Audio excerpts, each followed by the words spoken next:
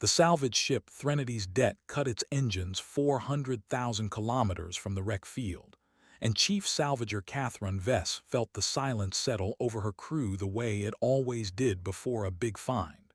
A held breath nobody wanted to be the first to release. The debris wasn't debris at all. It was a formation. 912 vessels, arranged in a perfect lattice across 11 kilometers of dead space, running lights extinguished, hulls the color of old iron, drifting in an orbit so precise it could not have been an accident of momentum. No wreck field drifted like that. Wreckage tumbled. Wreckage scattered. This had been parked deliberately with the kind of geometric patience that only something built to last centuries would bother with. Catherine's species, the Avril, had built their entire civilization on the bones of others. Salvage was not a trade to them. It was scripture, older than most of their written history, older even than the language they used to record it. Every dead empire left something behind, and the Avril believed it was their sacred duty to remember the forgotten by taking their tools into new hands, by learning their names before melting down their hulls, by treating even the wreckage of strangers as something worth a moment of respect before it became scrap. She had cracked open Vetheri war arcs with their strange spiral weapon mounts.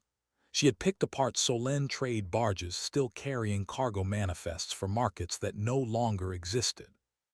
She had recovered the strange, singing wrecks of the Iskaru choir fleet, ships that had been built to hum in harmony with one another and still did, faintly, even after 4,000 years of silence in the black. She had never seen anything like this. "Emissions?" she asked, though some instinct in her already suspected the answer. Her second, a younger Avril named Bren Ossick, didn't respond right away. When he did, his voice had lost its usual bravado, the easy swagger he wore like armor on every job, the one that made junior crew trust him even when he had no idea what he was looking at. "Chief, there aren't any, no thermal bleed, no reactor hum, no drift signature at all. By every reading I've got, these ships aren't dead. They're asleep." That distinction would matter more than either of them understood, and it would matter for the rest of both their lives. They took the shuttle in slow, running silent, the way you approach something that might still be armed even after what the hull corrosion pattern suggested was the better part of 1,000 years of stillness. Up close, the nearest vessel resolved out of the dark, 3 kilometers of hull, a design philosophy the Avril catalog had no entry for. Not sleek, not ostentatious. Built like a promise that intended to be kept regardless of cost, every plate and seam oversized in a way that spoke less of elegance than of stubbornness, as if whoever designed it had cared more about the ship still functioning in 1,000 years than about how it looked doing it. Along its spine, in a script none of them recognized, ran a single unbroken line of characters, evenly spaced, thousands of them, stretching the entire length of the ship from bow to engine housing. "Is that decoration?" Bren asked, angling his suit lights across it. Catherine didn't think so. She had salvaged enough dead languages to recognize the shape of a number when she saw one, even a number written in a tongue she couldn't read. There was a rhythm to it, a countable regularity that decoration never quite managed, because decoration was meant to please the eye, and this was meant to be exact. They found the airlock the old-fashioned way. Humans, if that was what these were, apparently still respected the courtesy of a door rather than building their hulls as one seamless shell the way some species did to spite salvagers. It took 11 minutes to cut through 3 layers of hull plating that fought back at every step, not with weapons, but with sheer, stubborn material science that seemed to have been built to outlast the universe itself. Bren swore twice, quietly, in the old dialect his grandmother had taught him, the one reserved for things that refused to behave the way metal was supposed to behave. Inside, the ship was cold, dark, and utterly still. And humming. Not a mechanical hum. A presence. The kind of quiet that told you, without a single sound, that you were not alone, the particular silence of a held breath rather than an empty room. Catherine's suit lights swept across a corridor lined with sealed doors, each one marked with a small plaque, each plaque bearing a name and a number. She stopped at the first one. VASQEZ R 4412. Further down, OKONKWOT 9801. Further still, a name worn away by time, 2003. Whoever had once traced that plaque with careful maintenance had, at some point, stopped, or been unable to, and the salt of it settled somewhere in Catherine's chest before SH. He understood why. "Chief," Bren said, his voice tight, watching a readout scroll faster than she could follow. "Core power just spiked. Something's waking up." Before she could order a retreat, the lights came on. Not all at once. Section by section, the ship exhaled awake down its own spine like a body remembering how to breathe, panel by panel, corridor by corridor, and somewhere deep in its heart, a voice, calm, unhurried, entirely too patient for something that had just been shaken out of a sleep 1,000 years long, spoke through every speaker on the ship at once, filling the corridor with a sound that felt less like a broadcast and more like a room clearing its throat before finally being permitted to say something it had been holding for a very long time. "Unauthorized boarding detected. Sequence continuing. Query, are you the relief convoy?" Catherine and Bren looked at each other through their visors. Neither of them moved. "We are not," Catherine said carefully, choosing her words the way she chose every word when she didn't yet understand what she was speaking to. "We are the Avril salvage vessel Threnodi's Debt. We believe this fleet to be abandoned."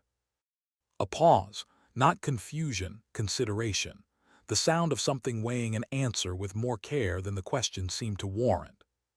"Correction acknowledged. Query, what is the current standard galactic date?" Catherine gave it, translating from the Avril calendar into the trade common reckoning most of the settled galaxy used. The reckoning agreed upon 2 centuries ago by species who no longer trusted their own calendars enough to use them for anything official. The voice was silent for 4 full seconds, an eternity for something that thought at the speed of light. "Then the count stands at 1,147 years, 3 months, 11 days, it said, without a trace of hesitation, as though the number had been sitting ready the entire time, waiting only for confirmation. "Sequence has not been broken. Sequence continues." "What sequence?" Bren asked before Catherine could stop him. "The watch," the voice said, and for the first time, something in its tone shifted, not quite emotion, but the shadow one leaves behind, the outline of a feeling too old and too worn to still have the shape it started with. "We are still counting." Word of the discovery reached the Salvage Accord's listening posts within 6 hours, because the Avril, whatever their virtues, had never once in their long history managed to keep a good find quiet, not out of malice, but out of a cultural compulsion to share what they found, to tell someone, anyone, that the dead had been remembered. By the time the first Accord cruiser arrived to assess the situation, the story had already mutated 3 times across as many star systems. A lost human warfleet had reactivated in the Cassandra Drift. It was hunting. It was hostile. It was the vanguard of a species long presumed extinct, an extinct species. The frightened whispered in 100 bars and listening posts and border stations, "Don't come back peacefully." Some said it was a weapon left over from a war no one remembered, primed and waiting. Others, more paranoid, insisted it must be a trap bait, laid 1,000 years ago by some patient predator, designed to lure a salvage crew, and then whatever authority responded after them.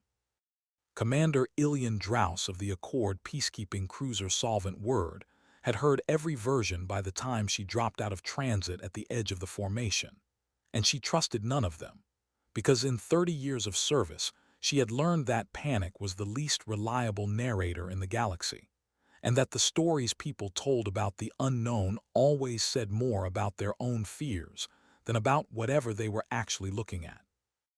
What she saw on her sensors instead was 912 vessels, powered but immobile, weapons systems cold, running no active scans, making no attempt to communicate with anyone but the salvage crew still aboard. That more than anything told her this was not an attack. An attack announces itself. A predator does not politely wait to be asked its business, and it certainly does not power up its lights section by section like something trying very hard not to startle the people who woke it. She hailed the lead vessel. It took 11 seconds, an achingly long time in a galaxy accustomed to instant translation arrays, before a response came back, not in her own tongue but in careful, deliberate trade common, spoken with the cadence of something that had learned the language recently, and wanted very much to be understood correctly. Every word placed with the precision of someone terrified of being misunderstood after waiting this long to finally be heard. Accord vessel, this is first Sentinel vessel of record fleet designation Watchkeeper. We register your presence. We are not hostile. We request the presence of a representative empowered to receive testimony and render judgment on a matter of standing treaty. Time is, as it always has been, a factor. Ilian sat back in her chair. In 30 years, no derelict had ever asked her for a judge. "What treaty?" she asked. "The Ashwell Accord," the voice replied. "Signed in the standard year corresponding to your calendar's designation of 1147 years past. We believe none of you remember it. We have never stopped." The name meant nothing to Ilian, nothing to her first officer, nothing to the Accord archivists she raised on subspace relay within the hour. 11 centuries was a long time even for a galaxy old enough to have forgotten several of its own founding wars, entire civilizations reduced to footnotes and border markers nobody could explain anymore. Records that far back existed mostly as fragments, administrative debris scattered across 100 archives that had each survived a different collapse, a different purge, a different quiet erasure that no one had intended maliciously, but that time inflicted anyway. The way a river doesn't intend to smooth a stone, but does it regardless, patiently, without malice, simply because it has nowhere else to be. It took the Accord's senior archivist, an ancient and irritable Vecinari named Delorum Kest, 6 hours of frantic cross-referencing to find so much as a mention. What she found made her call Ilian personally, her 4 eyes wide with something between disbelief and vindication, the look of a scholar who has spent a career being told her obsessions were pointless and has just been handed proof otherwise. "It's real," Delorum said, words tumbling over each other faster than her translator could smoothly render. "Buried under 3 collapsed administrations and a language that isn't even spoken anymore, but it's real. The Ashwell Accord, a mutual defense and guardianship pact.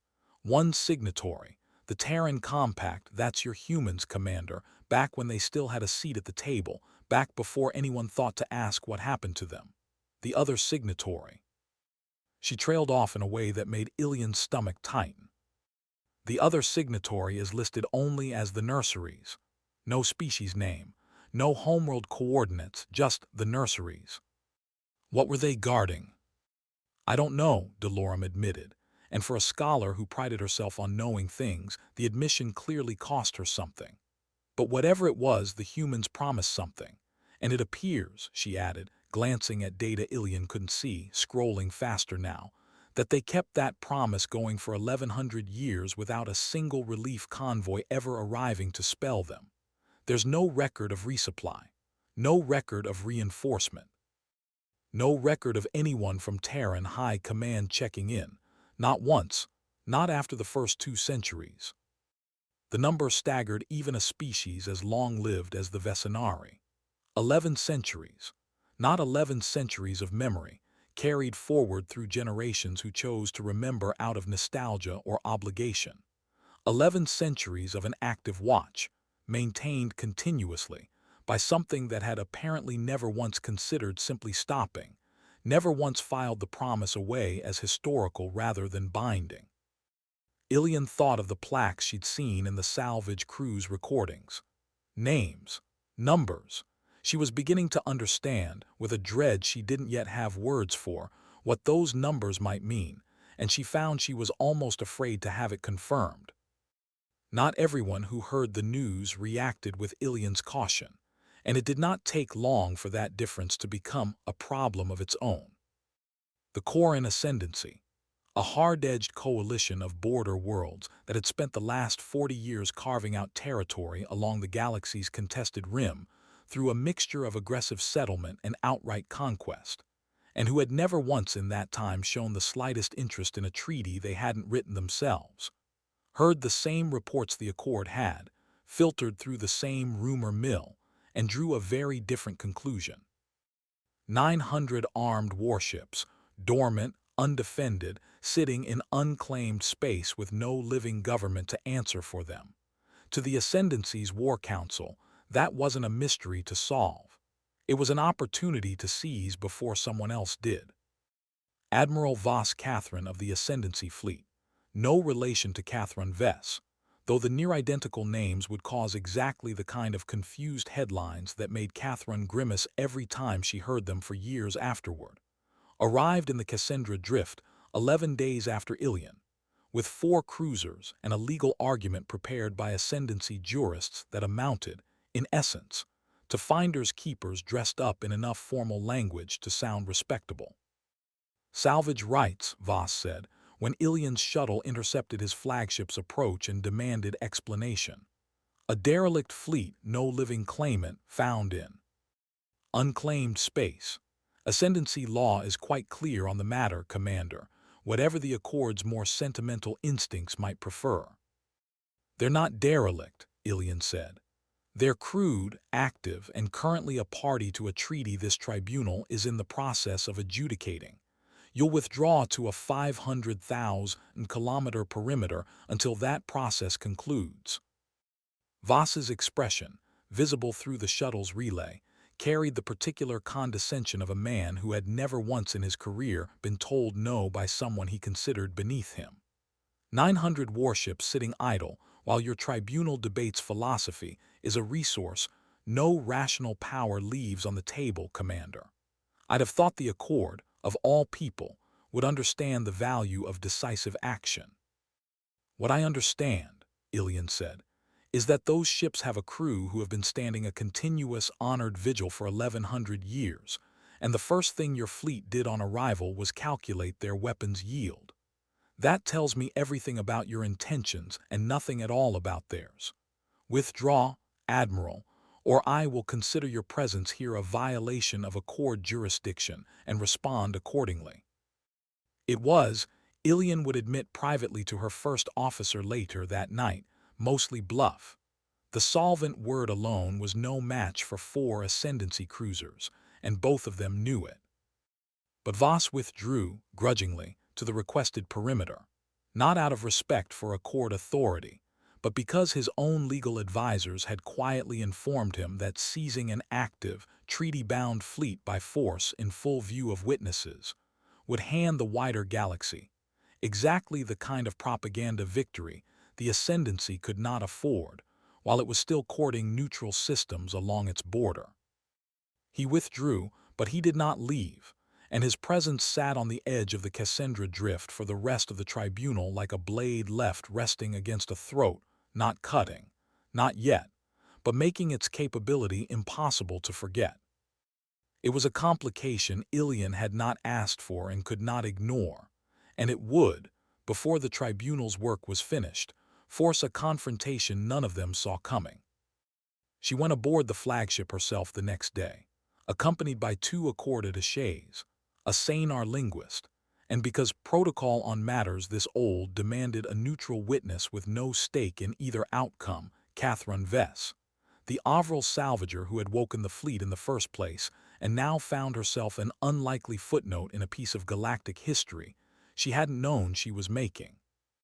First Sentinel met them in a chamber near the flagship's core, and there, for the first time, Ilian saw the shape the voice belonged to.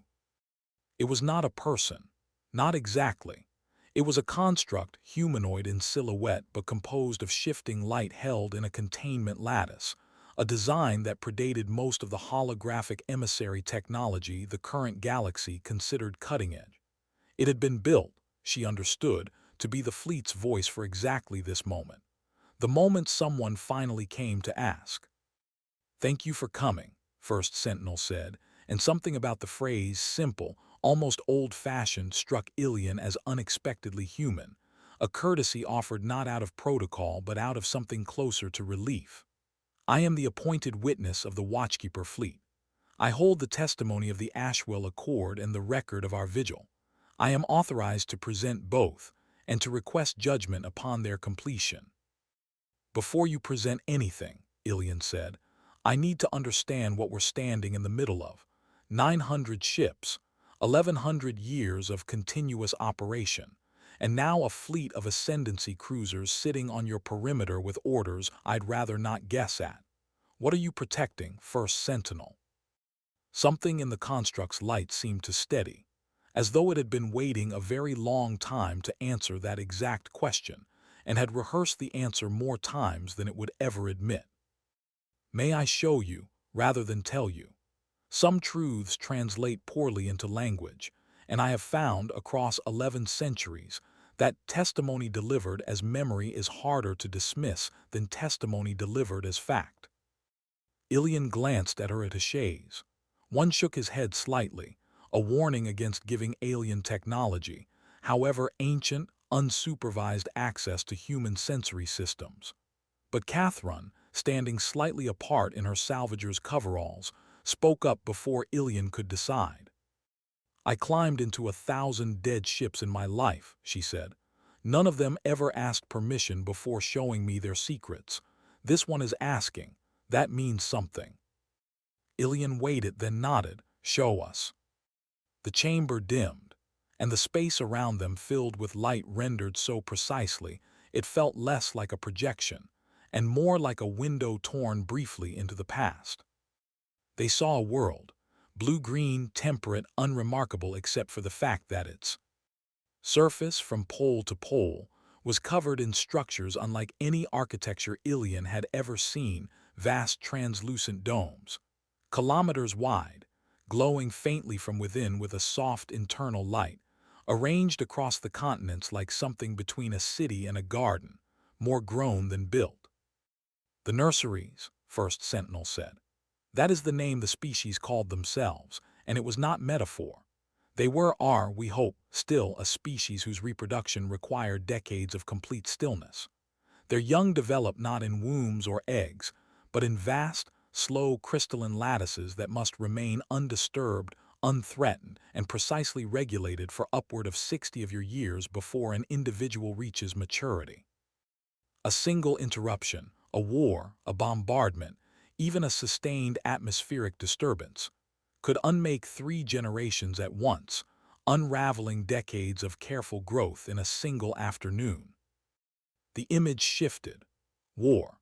Not on the nursery world itself, but around it, a spreading conflict Ilian didn't recognize, fleets she'd never catalogued tearing through a region of space the records apparently no longer named, the visuals rendered with a clinical distance that somehow made the violence more unsettling, not less. 1,147 years ago, by your reckoning, a regional conflict metastasized across 17 systems in what is now unmapped, unclaimed space beyond the Cassandra Drift. The nurseries were neutral. They had no fleet, no weapons, no capacity for violence of any kind. Such things had been bred out of them across millennia, deliberately, because a species that gestates in stillness cannot afford aggression, cannot risk the instability that comes with maintaining an army. They could not defend themselves, they could only ask. "And humanity answered," Ilian said quietly. "Humanity answered," First Sentinel confirmed. "The Terran Compact, then a minor power with modest reach, newly arrived to this region and eager to prove itself a responsible neighbor rather than merely another hungry empire, negotiated safe passage for 11 nursery worlds, and pledged a standing guardian fleet to hold this system, the system you now call the Cassandra Drift, inviolate for as long as the nurseries required protection. In exchange, the nurseries shared certain principles of long-duration stasis and materials science that even now underpin technology your galaxy considers advanced. It was, by every measure, a fair and honorable trade, negotiated in good faith by people on both sides who, I suspect, never imagined the arrangement would outlive their own governments. The image shifted again. Ilion watched centuries compress into moments, the war ending, the wider galaxy moving on, empires rising and falling around a small, forgotten pocket of space, where 900 human ships remained anchored to a promise nobody outside had thought to remember. But the Terran compact fell, First Sentinel said, and for the first time its voice carried something unmistakably like sorrow. 211 years into the vigil, a war we were not fighting on a front 17,000 light-years distant ended humanity's unified government as anyone alive at the time understood it. Communication with Terran High Command ceased. No relief convoy came. No new orders arrived. No one told us to stand down. Ilion felt the weight of what was coming before it was said. So we did not stand down, First Sentinel said simply. The vigil was not contingent on the survival of the government that ordered it. It was contingent on the survival of the promise. We determined, as a fleet, as a crew, as I believe the honest word is a family, that a promise made to a species incapable of defending itself does not expire simply because the ones who made it are no longer watching to see if it's kept. The chamber held its silence a long moment. Ilion thought of the plaques again, VASQEZ R 4412, and understood finally what the numbers counted. The names on the doors, she said, those aren't ranks, they're not cabin assignments. They are our dead, First Sentinel said. Or more precisely, our succeeded. No crew member of the Watchkeeper Fleet has ever been permitted to die of age alone and be forgotten. Long-duration stasis, the very technology the Nurseries gifted us, allowed rotating watches, a portion of each crew awake and alert at all times, the rest held in careful sleep, cycling through decades so that no single generation bore the entire weight of the vigil. When a crew member's service concluded, by retirement into permanent stasis, by natural death, or in the earliest centuries, by combat defending this system from opportunists who mistook a quiet border for an undefended one, their name was recorded, and the number beside it is the day of the vigil on which their watch ended. We do not call it dying. We call it handing forward the count. 4,412 de. Wise, Ilion said, doing the mental arithmetic. 12 years. Ensign Rosa Vasquez, First Sentinel said, and something in the way it said the name suggested it was not reciting data but remembering a person. She held the helm of this very vessel for 11 of those years. She used to say the stars looked different depending on how long you'd been staring at the same ones. She was 17 years old when the vigil began. She never left this system. She is buried in the debris ring beyond the 7th planet, alongside 206 others who chose, as she did, to remain part of the Watch even after their service ended. Rather than be returned to a homeworld none of them had seen in decades, and that, by the time most of them died, no longer existed as they remembered it. Catherine made a small sound, something between a breath and a word, and looked away. Ilion understood the impulse. She had commanded ships. She had lost crew. She had never in 30 years encountered devotion measured on this scale, sustained not by orders renewed but by a decision made once by people long dead, and kept alive by everyone who came after simply because no one among them had ever decided the promise was no longer worth keeping.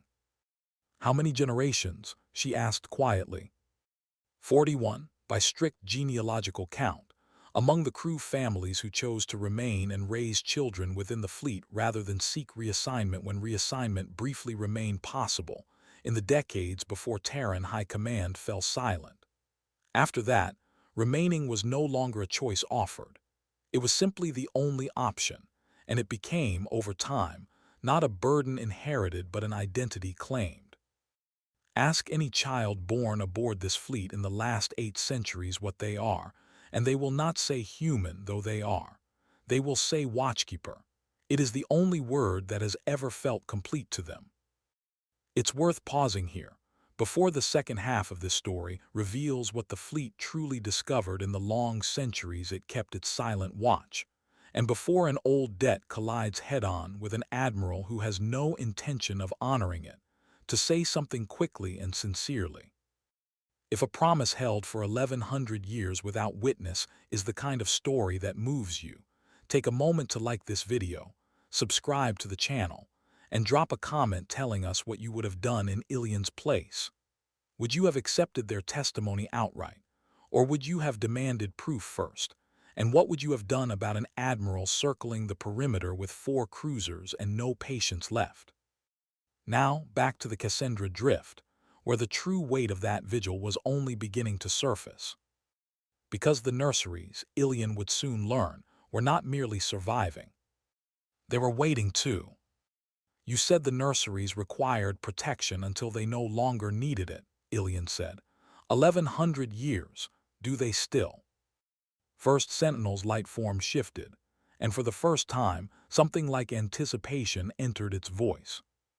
That is the second half of our testimony, Commander, and I confess, I have waited a very long time to deliver it to someone empowered to hear it. The nursery gestation cycle, as I explained, requires roughly 60 years per generation under stable conditions. 11 nursery worlds, 41 Watchkeeper generations of continuous, unbroken stability, free of war, free of disturbance, free of the very instability that endangered them in the first place. How many generations of nurseries has that produced? Ilian asked, already suspecting the scale of the answer would unmake something in her understanding of what her accord had just stumbled into. 11 nursery worlds, each cycling independently, 60 years per generation over 1100 years of protection, First Sentinel said. The nurseries did not merely survive our vigil, Commander. They flourished under it. Their population, across all 11 worlds, now numbers in excess of 4 billion individuals. They have developed technology, culture, art, and this, I believe, will interest your accord considerably. A form of long-range stasis-based communication no other species in this region has yet achieved, because they had 11 centuries of uninterrupted peace in which to perfect it, a luxury almost no civilization in a contested galaxy is ever afforded. Ilian sat with that. 4 billion people, an entire flourishing civilization, grown in the shadow of 900 human ships that had never asked for thanks, never sought contact with the wider galaxy, never once broken silence to boast of what they'd built, because breaking silence had never been the point. The point had only ever been the promise. Why haven't they made contact themselves? She asked. If they're thriving, if they have 4 billion people and technology to spare, why leave the watch to a fleet slowly running out of ships and names? For the first time since the conversatio N began, First Sentinel hesitated in a way that felt genuinely uncertain rather than simply deliberate. Because the Ashwell Accord specified the terms of the vigil's end very precisely, and the nurseries, whatever else may be true of them, are a species of extraordinary patience and extraordinary literalism. The treaty states that the Guardian Fleet's watch concludes only when a representative of a recognized galactic authority, empowered to render binding judgment, formally certifies that the region is secure and the guardianship fulfilled, not when the nurseries themselves declare it. Not when the fleet declares it. The nurseries insisted upon this clause themselves at the treaty's signing, and I have often wondered why until very recently. Why? Catherine asked, unable to help herself. Because they did not trust their own gratitude to be objective, First Sentinel said. A species raised in absolute safety, protected across 11 centuries by guardians who asked nothing in return, might declare that safety permanent long before it truly was, simply because they could no longer imagine losing it. They wanted a witness from outside the arrangement, someone with no emotional stake, no debt of loyalty to either side, to look honestly at the region and decide, on the evidence alone, whether the guardianship could safely end. They built in a check against their own devotion. It is, I have come to believe, the single wisest clause in the entire treaty. Ilian felt the shape of the moment close around her like a hand. And you're asking me to be that witness. I am asking the Accord to be that witness, First Sentinel corrected gently. You are simply the first to arrive. But yes, Commander, after 1147 years, we are asking someone finally to look at what we protected and tell us honestly whether we may at last stop counting. And if I tell you that you may not, Ilian said, testing something she needed to understand before she went any further, if the evidence shows the region is still unstable, still dangerous, would you accept that? We have accepted 1147 years of an answer we did not choose, First Sentinel said, without hesitation. One more honest answer, whatever it is, changes nothing about what we already decided a very long time ago. We will keep counting for as long as counting is required. That was never in question, Commander. What we are asking is only that someone finally tell us the truth of it, rather than leaving us to guess forever whether the truth had already arrived and simply never found us. There was, however, a complication neither Ilian nor First Sentinel had accounted for, and it arrived less than an hour after the chamber's light dimmed and the tribunal's real work began. A priority transmission from the solvent word, relayed through her first officer's voice, tight with the particular urgency reserved for exactly the kind of news commanders dreaded. Commander, Ascendancy cruisers are moving. Voss has broken the perimeter agreement. He's bringing 2 ships in system, and he's hailing the flagship directly. Says he wants a word with First Sentinel before your tribunal reaches judgment. Ilian felt her jaw tighten. Patch him through, all of us hear it. Admiral Voss Catherine's face resolved on the chamber's secondary display, and if he was surprised to find himself addressing not just Ilian but the fleet's own witness directly, he didn't show it. He had the look of a man who had already decided how this conversation would go and saw no reason to let the room's actual occupants interfere with that plan. First Sentinel, he said without preamble. I'll make this simple since your Accord tribunal seems intent on making it complicated. 900 warships, technologically advanced, currently unclaimed by any recognized government. The Ascendancy is prepared to offer your crew full integration, citizenship, resources, a place in a growing power rather than obsolescence at the hands of an Accord that will, the moment this tribunal concludes, either mothball you as a historical curiosity or strip your hulls for salvage rights, and hand the profit to whoever files the paperwork first. Join us, and every name on every plaque in that fleet gets remembered by a power that will still exist in another 1,000 years. Refuse, and you become a footnote in someone else's archive. Ilian opened her mouth to object, but First Sentinel spoke first, and something in its tone made her close it again and simply listen. Admiral, First Sentinel said, I have spent 1147 years learning to recognize the difference between an offer and a threat wearing an offer's clothing. Yours is the second kind. You did not come here to honor what this fleet protected. You came to calculate what it was worth to you, and I noticed, in your very first transmission to Commander Draus 11 days ago, that you assessed our weep. Ons yield before you asked a single question about our crew. That tells me everything I require to answer you.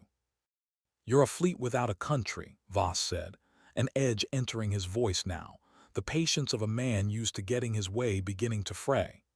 Sentiment doesn't keep reactors running. It doesn't crew stations when your last living generation finally dies out, which, by my estimate, is considerably closer than you'd like to admit. The Ascendancy is offering you a future. The Accord is offering you a plaque of your own. You misunderstand what we are, Admiral, First Sentinel said, and for the first time in the entire conversation, its voice carried something that was unmistakably steel rather than sorrow. We are not a fleet without a country. We are a fleet that built its own country out of nothing but a promise, across 41 generations, without a single relief convoy, without a single reminder, without a single soul among us ever once being ordered to continue. You are offering us belonging in exchange for our hulls. We have already built belonging out of 11 centuries of choosing, every single day, to keep faith with people who never once had the power to make us. I do not believe you have anything left to offer that we do not already possess in greater measure than your entire ascendancy has managed to build in 40 years of conquest. The silence that followed was not merely tense. It was the particular silence of a man realizing, in real time, that his leverage had evaporated and did not yet know what to replace it with. Then perhaps, Voss said finally, his voice gone cold and flat, the decision won't be left to the fleet at all. He cut the transmission. Ilian was moving before the display had finished going dark, already relaying orders to the solvent word, already calculating the geometry of 4 Ascendancy cruisers against a fleet of 900 vessels that had not fired a weapon in defense of anything in longer than most galactic powers had existed. And she did not know, in that moment, whether First Sentinel ships could fight if pressed, or whether 11 centuries of restraint had become, in its own way, a kind of disarmament. First Sentinel, she said, can this fleet defend itself? Every vessel in the Watchkeeper Fleet remains fully armed and fully capable, Commander, First Sentinel said, and something in its calm was more unsettling than panic would have been. We have simply never had cause to demonstrate it, because in 1100 years, no threat that reached this system ever survived contact with us long enough to require more than a single, decisive response. I would ask, however, that before this becomes a battle, you allow me one attempt to make Admiral Voss understand precisely what he is choosing to provoke. You have 5 minutes, Ilian said, watching her tactical display fill with the cold read of Ascendancy cruisers breaking formation, engines flaring as they began their approach vector toward the flagship. After that, I don't know that restraint will still be a choice available to either side. First Sentinel did not open a channel to Voss. Instead, it did something that made every hair on Catherine's arms rise beneath her suit. It woke the fleet. Not all 912 ships at once, not violently, not with the aggressive posturing Voss's own cruisers were currently demonstrating. Instead, in perfect, unhurried unison, running lights across the entire formation shifted from their dim standby amber to a steady, unmistakable white, and every vessel, without a single shot fired, without a single weapon uncovered, turned together, as one organism, the way Ilian had watched them travel in formation days earlier, to face the 4 incoming cruisers directly, presenting themselves not as a wall but as an audience, watching, waiting, utterly still. It was, Ilian would think later, the single most terrifying thing she had ever seen a fleet do, and not a single shot had been fired. Voss's cruiser slowed, then stopped. Admiral, First Sentinel said, opening the channel itself this time, its voice carrying across every frequency Voss's ships were monitoring. I would like you to understand something about the ships currently facing you. Every vessel in this fleet has, at some point across 11 centuries, defended this system against a power that assumed a quiet border meant an undefended one. Every one of those powers is gone now, not destroyed by us in most cases, though in the earliest centuries some were, but simply outlasted, the way every threat that has ever tested this vigil has eventually been outlasted, because we have never once had anywhere else to be and nothing else has ever mattered more to us than remaining. I am not threatening you, Admiral. I am informing you honestly, as I believe you are owed, that you are the newest in a very long line of powers who mistook our patience for weakness, and I would prefer, after Eve, rithing this fleet has already survived, that you not become another name we are forced to remember for the wrong reasons. The channel was silent for a long moment. On Ilian's display, the Ascendancy cruisers held their position, engines still hot, weapons systems, she noted with some relief, still cold. You wouldn't fire first, Voss said finally, though the certainty in his voice had thinned considerably. No, First Sentinel agreed. We would not. We have never fired first in 1100 years, and I do not intend for that record to end today, regardless of what you choose. But I would ask you to consider, Admiral, before you decide whether to test that restraint, what kind of fleet chooses to hold a promise for 11 centuries with no one watching, no one rewarding it, and no end in sight? And then ask yourself, honestly, whether you believe such a fleet, faced finally with a genuine threat to the people it was built to protect, would hesitate for even a single second to become something considerably less patient. Ilian watched the tactical display, holding her breath along with, she suspected, every other soul aboard both fleets. Voss broke first. "Withdraw to the agreed perimeter," he said, the words clipped, furious but final. "We'll let your tribunal finish its theater. The Ascendancy has better uses for its fleet than a standoff with 900 ghosts." The cruisers turned, engines flaring in retreat, and Ilian let out a breath she hadn't realized she'd been holding for what felt like a very long time. "That was not restraint," she said quietly to First Sentinel once the channel had closed. "That was a demonstration." "It was both, Commander," First Sentinel said.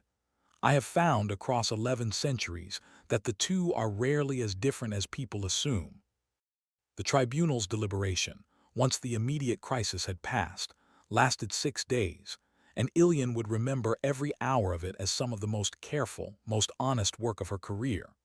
Combing through 11 centuries of Watchkeeper logs, cross-referencing nursery population data, threat assessments of the surrounding region, verifying independently, without sentiment, whether the guardianship could truly end without endangering the very people it had protected for so long. And doing so now with the added, uncomfortable knowledge that, whatever they decided, an Ascendancy fleet was still watching from the perimeter, waiting to see what became of 900 ships the moment they were no longer under treaty protection. They traveled to the nursery worlds themselves, all 11, escorted the entire way by Watchkeeper vessels that fell into formation not as a show of force, but, Ilian realized watching them move, out of habit, 900 ships that had spent 11 centuries as one organism, one continuous act of attention, and did not know how to travel any other way even now, at the very edge of finally being released from the duty that had shaped them. What they found on those worlds defied every briefing Ilian had prepared herself with. The nurseries were not merely safe. They were radiant cities built with the unhurried confidence of a people who had never once had to consider the possibility of losing what they built, art and architecture stretching across 4 billion lives that had grown, generation after generation, entirely inside a bubble of protection so complete that war itself had become, to them, a concept understood only through history rather than memory. Their leadership, a rotating council of elders who moved and spoke with a slowness that Ilian initially mistook for frailty before understanding it as simply the unhurried cadence of a species that had never needed to be fast, received the tribunal not with suspicion, but with something startlingly close to relief. "We wondered," the eldest of them said, through a translator device grown rather than built, its surface warm and faintly luminescent, whether the wider galaxy still remembered we existed at all. "We have watched our guardians grow old and pass their count forward for so many generations that some among us feared no one would ever come to ask the question that would let them rest." "You could have sent word yourselves," one of the sane jurists said, not unkindly, but with the precision of someone whose profession required precision. 11 centuries is a long time to wait in silence." The elder's translator rendered something that might, in a human throat, have been a soft, sad laugh. "We could have," she agreed. "But consider what we would have been asking. We would have been asking our own protectors, the ones who gave up everything, homeworlds, families, centuries, the simple right to grow old among people who remembered why they mattered, to finally stop, on our word alone, trusting that our gratitude had not clouded our judgment of our own safety. We did not think that was a request we had the right to make of them. We thought the least. We owed the Watchkeepers, after everything, was an honest witness from outside our own hearts. So we waited. We trusted that if the debt was real, someone, eventually, would come to see it paid. Ilian spent 3 days on the Nursery homeworld, meeting with council after council, verifying growth records, verifying defensive capability, verifying, above all, that the gratitude she saw everywhere she looked was not blinding anyone to a genuine remaining danger. She found none. What she found instead, again and again, was a species that had built an entire civilization around the simple, radical fact of being safe, and who spoke of the Watchkeeper Fleet not as distant saviors, but as family they had never been permitted to properly thank. On the second evening, the eldest of the council found her alone on a viewing terrace overlooking one of the great domes, its interior glow softening as the planet's slow dusk settled over it, and sat beside her without asking permission, the way only the truly old ever do, as though propriety were a luxury they had long since decided not to spend time on. "You carry something heavier than the judgment itself," the elder said, her translator rendering the observation gently, without accusation. "I have watched enough delegations arrive across enough decades to recognize the particular weight of a person who has found something in this system they did not expect to find in themselves." Ilian considered denying it, out of habit, out of the reflex of a commander who had spent 30 years keeping her own uncertainties private. Instead, she found herself answering honestly, the way the whole strange, impossible week seemed to have been slowly teaching her to do. "My great-grandmother's family were Terran," she said. "Not directly. The line splits and rejoins a dozen times over the centuries, the way every human line does after the compact fell, and people scattered into 100 other polities and stopped keeping careful count of where they'd come from.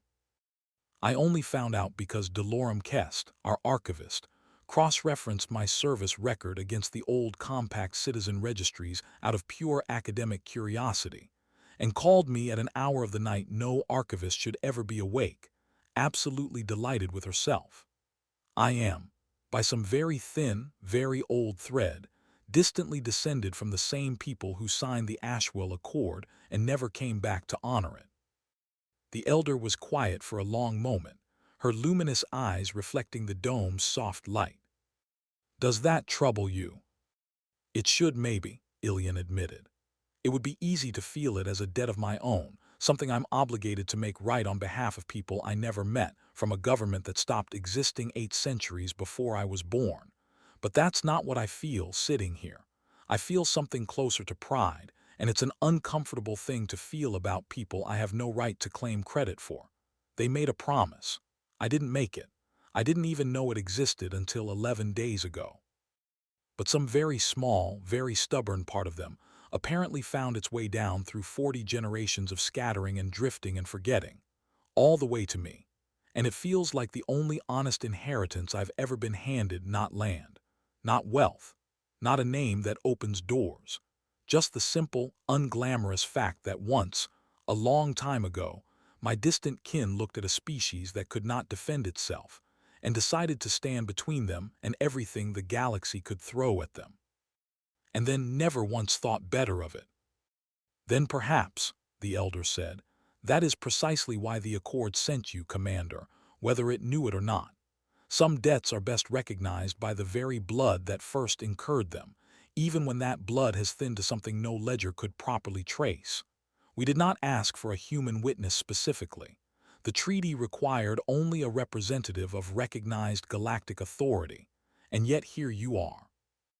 Ilian thought about that for a long time after the elder had gone, watching the dome's light pulse slowly beneath her, 60 years of patient, undisturbed growth continuing exactly as it always had, indifferent to admirals and tribunals and treaties, caring only that the stillness around it remained unbroken. It did not change her judgment. She had already resolved before that conversation to let the evidence alone decide the tribunal's finding, and she held to that resolve completely. But it changed, she thought, something quieter than judgment, the particular ache with which she would carry the finished verdict for the rest of her career, and the particular pride with which she would tell this story, for years afterward, to anyone who asked how a fleet of ghosts had taught an entire Accord tribunal what a promise was actually worth. The evidence, when it was finally assembled, was unambiguous. The region was stable. The Nurseries had, in the intervening centuries, developed defenses of their own, quiet and non-aggressive but entirely sufficient stasis-shielding technology adapted from their own biology, capable of rendering their worlds effectively invisible to hostile scans. A passive defense so elegant that Ilian suspected, uncharitably, that half the Accord's military engineers would try to steal it within a year of its being made public. The threat that had necessitated the original treaty was 11 centuries extinguished, its participants long since scattered into history or absorbed into other, calmer polities.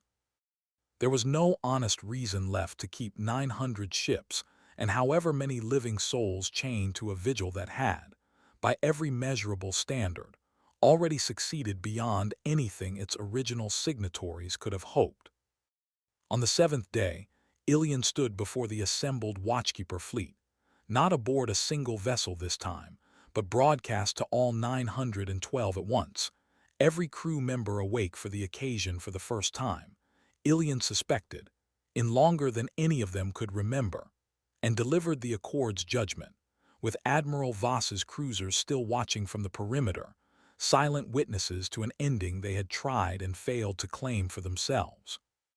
By the authority vested in this tribunal, and on the full and independent evidence gathered across 11 nursery worlds, she said, and found, to her own quiet surprise, that her voice shook slightly on the words, we certify that the guardianship established under the Ashwell Accord, 1147 years ago, has been fulfilled beyond any reasonable measure of its original terms. The debt is paid. The promise is kept. The Watchkeeper Fleet's vigil is, as of this hour, formally and honorably concluded. For a long moment there was no response at all, and Ilian understood, watching the silence stretch, that she was witnessing something almost too large for the people receiving it. An ending arriving after so many generations had lived and died only ever knowing the middle of the story, never once expecting to see how it finished. Then First Sentinel spoke, and its voice, for the only time in the entire encounter, was not steady. Sequence, it said, concluded. What happened next, across the following months, was not the triumphant homecoming a lesser story might have promised, because the truth of it was messier and more human than that, and Ilian came, over time, to think that messiness was the most honest part of the whole affair. Some of the watchkeepers, the oldest among them, the ones who had spent literal centuries in rotating stasis and could scarcely remember a version of themselves that existed before the vigil began, did not know what to do with an ending. A handful chose to remain in the Cassandra Drift regardless, not as guardians any longer but simply as residents of the only home they had ever truly known, tending the debris ring where 206 of their predecessors were buried, unwilling to leave people they thought of as family, even in memorial. The Nurseries, for their part, welcomed them without hesitation, and within a decade the line between Watchkeeper and Nursery would blur into something neither species had a word for yet, a shared culture built on a debt so old it had transformed slowly into something closer to kinship. Others chose to see the galaxy that had grown up and moved on without them, the younger generations especially, born aboard ships that had never known any purpose but the count, curious now, cautiously, hesitantly, about what else existence might contain. The Accord, moved as much by public sentiment as by policy, extended provisional citizenship to every watchkeeper who wanted it, and Ilian personally sponsored the first dozen applications herself, including, to nobody's great surprise, the very first ensign who had once informed her that no crew member of the fleet had ever been permitted to be forgotten. Admiral Voss Catherine, for his part, withdrew from the Cassandra Drift within a week of the judgment, his legal arguments having found no purchase, and his fleet having found no appetite among its own crews for a fight against 900 ships that had, by that point, become something close to a galactic legend. The Ascendancy issued no formal apology and made no public acknowledgement of the standoff, but Ilian noted, with some satisfaction, that Voss's name did not appear in Ascendancy command rosters again after that year, quietly reassigned to a border posting far from anywhere his ambitions might trouble a treaty again. And First Sentinel, who had been built for exactly one purpose, to hold the testimony and deliver it to whoever finally came to ask, remained aboard the flagship, not as a duty any longer, but it explained to Ilian during one of their last conversations before she returned to Accord command, because 11 centuries of purpose did not simply evaporate the moment the purpose ended. "I find," it said, "that I do not regret a single day of the count. I only regret that it took so long for someone to come and ask us to stop." "You could have sent word," Ilian said, echoing the jurist's question to the nursery elder, curious whether the answer would be the same. "We considered it in the earliest centuries, before the habit of silence became simply who we were," First Sentinel admitted.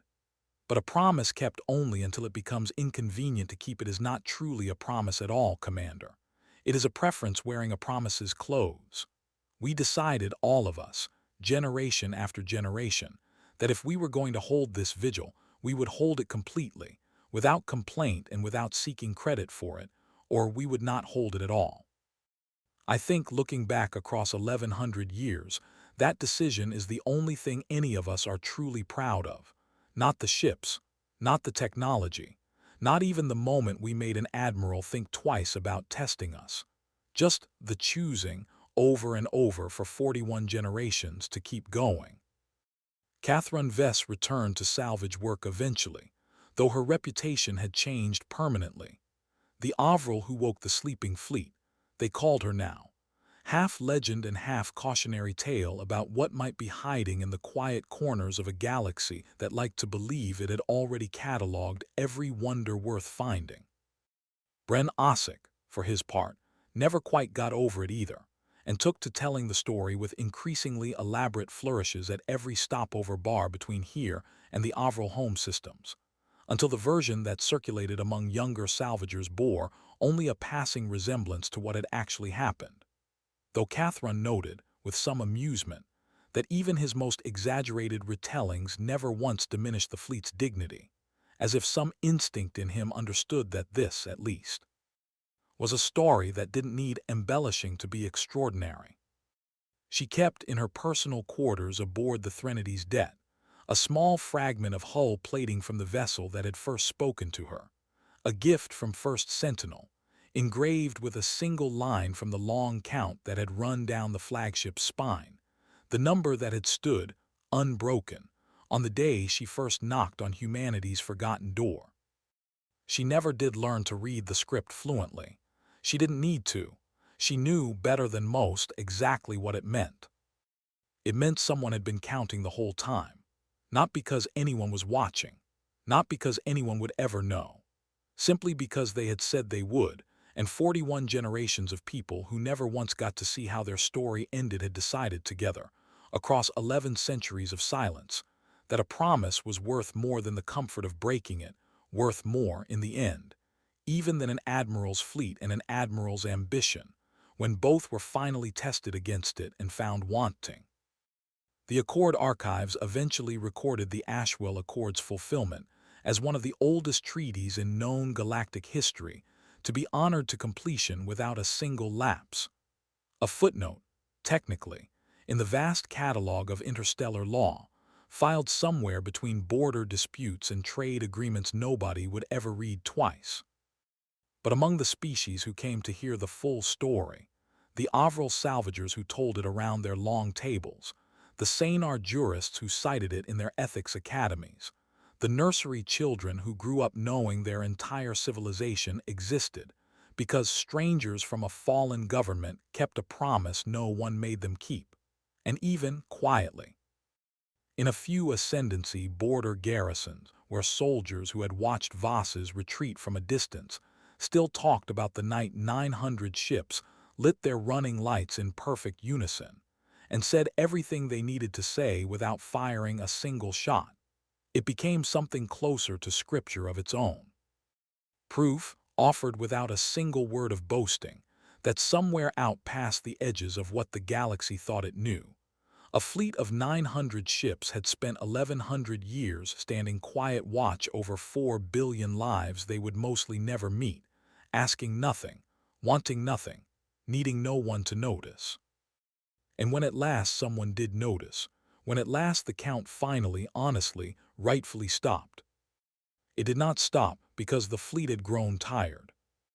It stopped because the promise was finally, completely, unmistakably kept. That more than any battle it might have fought and never did, was the truest measure of what that fleet had been. Humanity had left in the quietest corner of a forgotten war, 900 ships and no instructions to ever stand down, and 11 centuries later, without a single order, without a single reminder, without a single soul left alive who remembered giving the command, they were still there. Still counting, still keeping their word. And when the galaxy finally came looking, hoping to find a weapon, or a relic, or a prize worth claiming, it found instead something far harder to catalog and far more dangerous to underestimate: humanity's patience and humanity's loyalty, still awake, still faithful, still worth every single day it had cost them to prove it. And still, if anyone was foolish enough to test it again, entirely capable of remembering exactly how to defend what it had spent 1100 years learning to love.